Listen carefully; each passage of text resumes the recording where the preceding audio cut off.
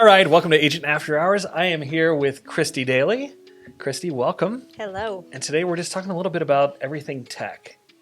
You focus on getting agents up to speed on technology and training, right?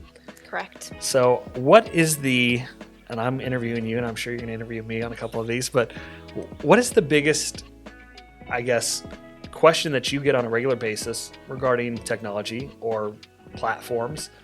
Or what is the biggest mistake that you see agents make? So an agent comes in, they're brand new to real estate, and they say, what do I do to get started? How do I get started? Well, you want to work with the people you know, your friends and your family. How are you going to get to them? What are you going to use?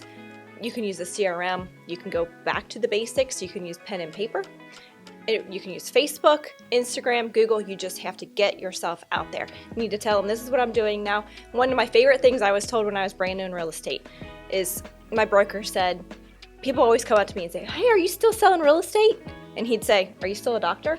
Yes, this is not a hobby. This is a career. So get out there, get in front of the people, and make sure they know who you are and what you're doing. I couldn't agree more. I had an agent call me last week that was interested in joining our brokerage. And they were a newer agent. They did have done one deal this year and they have one pending. So I said, hey, we're not necessarily the best fit for you.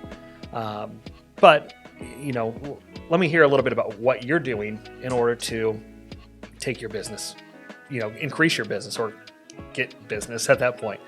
And it was funny because he said, I've gone through the training in my current office and this is what I'm doing. And I think, yes, you need to get out there, but I think the message needs to be correct too. Because in asking him the questions of what he was doing on a regular basis, he is on Facebook and he's reaching out to people, inviting them to like his page. And I said, okay, let's back up. Who are these people that you're inviting to like your page? Well, people I went to high school with or people that I know. I said, okay, well, what are you giving them in return? And he kind of paused and said, what do you mean? I said, well, you're asking them to do something. And I get these all day long. I'm sure you do too. Mm-hmm. People will friend request me and then immediately send me a like to their page. And I'm like, I don't even know who the hell you are. I actually think to myself, what are they selling? Yeah. What's coming? Yeah, am I buying Rodan and Fields today? Right. No. It's a Tupperware? Yeah. We bringing that back? Cutco knives. Kirby hey, vacuums. I like Cutco knives. I do too. But no, I think we've been conditioned by all these different companies that we just mentioned of they're trying to sell me something. Mm-hmm. And so the question that I get from my friends and family and sphere, well, how's the market? They know I'm in real estate because I'm posting consistently, but they're asking the question, how's the market?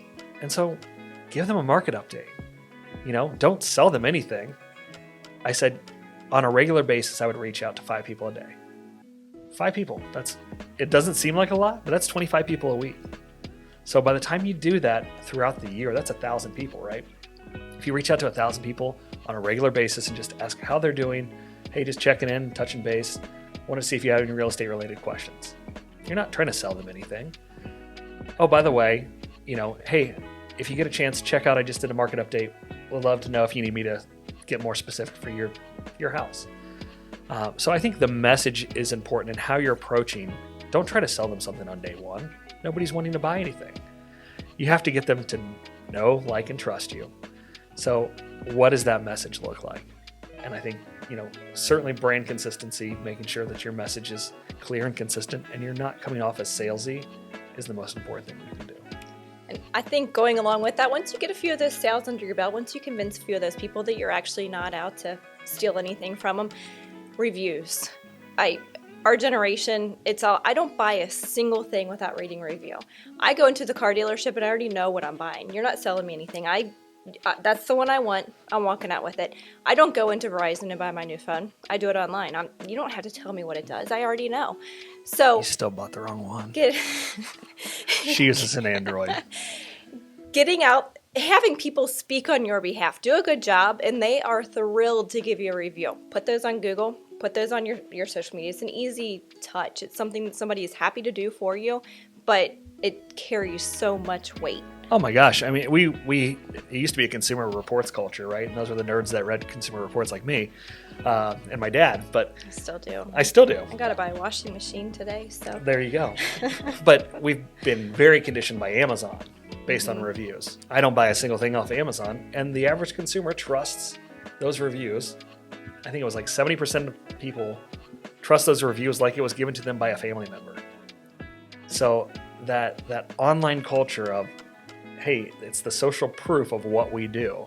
And we use in-house, we use experience.com, which has been great for getting those reviews. But if you don't have that platform, start a Google My Business page. Get Facebook reviews, get Zillow reviews, whatever platform that you're on, utilize that and maximize it. And I think everybody tries to do a little bit too much. And they say, I need it everywhere. Right. But if your focus is on consumers on LinkedIn, if you're going business to business, or if you're really focused on Facebook, get your reviews on Facebook. If you want people to find you online, get them on Google. So yeah, it's the same thing I tell people. And I'm not saying ignore platforms.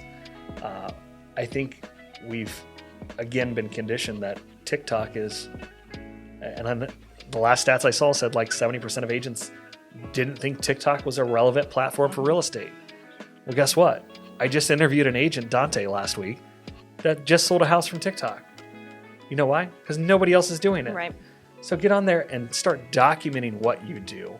Show them the value. Kent and I talked about a value proposition. If you can document on a daily basis what you do and what it's not all HGTV. Mm-hmm. If you can document that, you're providing them the value of seeing behind the scenes. People are interested in reality TV, right?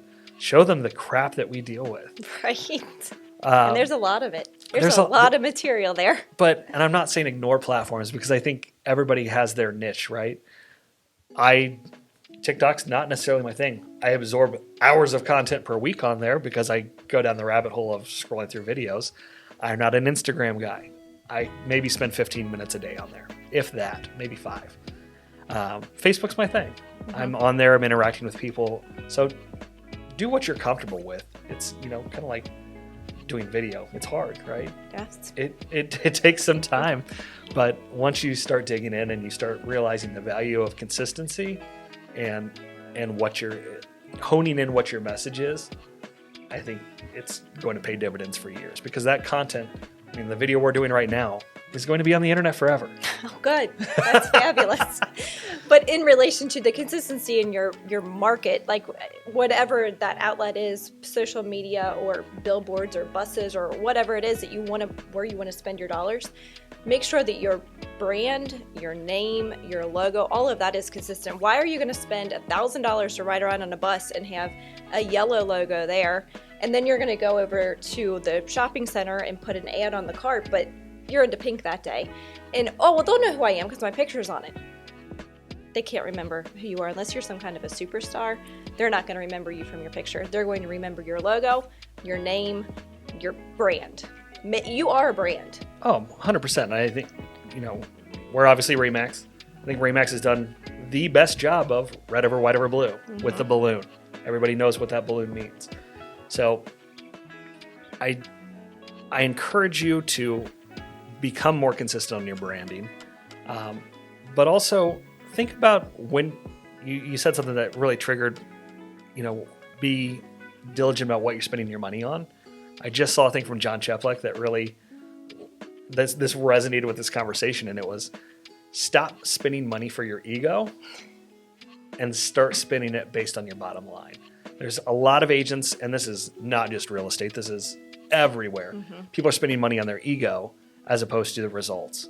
So if it's not producing dividends for you and there's no ROI, which is a return on investment for those of you that don't know, stop wasting money on it. Except, don't forget about that little guy that was digging and the water was right on the other side and they gave up. So don't stop too soon. No, you certainly can't expect to say, I'm going to spend $500 this month and want a closing from it next month. And if it doesn't produce, I'm out.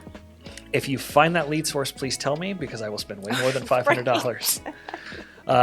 But no, I think just be diligent on what you're spending money on. Be obsessed with consistency in your branding. Be obsessed with creating your sales message and figuring out that process. So, anything else you want to add? That's about it. All right. Well, thank you guys for joining. We'll see you on the next one.